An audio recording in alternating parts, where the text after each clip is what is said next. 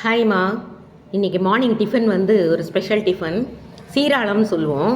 அது வந்து எல்லோரும் வந்து இட்லி உப்புமா தானேன்னு சொல்லிட்டு நக்கல் பண்ணுவாங்க.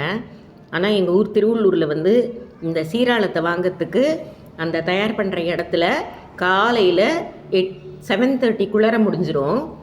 அவங்க க்யூவில் நிற்பாங்க. ஒரே ஒரு கையளவு இருக்கும். அந்த அளவுக்கு 25 ரூபா ஒரு பேக்கு. அதுக்கு க்யூவில் நிற்பாங்க. அந்தளவுக்கு டேஸ்ட்டாக இருக்கும். நீங்களும் செய்து பசங்களுக்கு கொடுத்து நீங்களும் சாப்பிட்டு டேஸ்ட் பண்ணி பாருங்கள். லைக் பண்ணுங்கள், ஷேர் பண்ணுங்கள். அதை எப்படி பண்ணணும்னு சொல்கிறேன். நம்ம இப்போ தோசை மாவு, இட்லி மாவு அரைச்சி வைக்கிறோம் இல்லையா, அதை வந்து நம்ம எவ்வளோ பண்ணுறோமோ அதில் ஒரு பங்கு வச்சுக்கோங்க.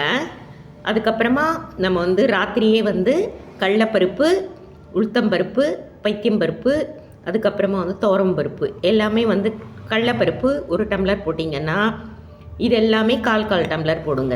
அவ்வளோதான். இதை வந்து ராத்திரியே ஊற வச்சுருங்க. இது வந்து நான் வந்து 2 பேருக்கு சொல்லியிருக்கேன்.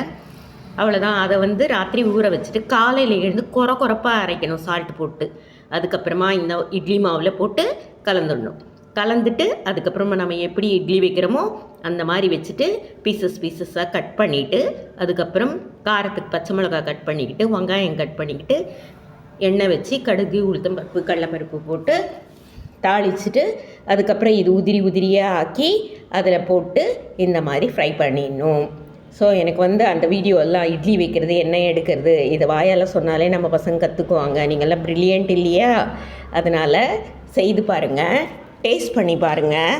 இது வந்து ஒரு டிஃப்ரெண்ட் டேஸ்ட்டாக இருக்கும். எப்போ பார்த்தாலும் நம்ம வந்து ஒரே டேஸ்ட்டாக அந்த டிஃபன் பண்ணாமல் இந்த மாதிரி பண்ணி கொடுத்தீங்கன்னா சூப்பராக இருக்கும். இது பேர் சீராளம். ஓகே, லைக் பண்ணுங்கள், ஷேர் பண்ணுங்கள், கற்றுக்குங்க, சப்ஸ்கிரைப் பண்ணுங்கள். தேங்க்யூ.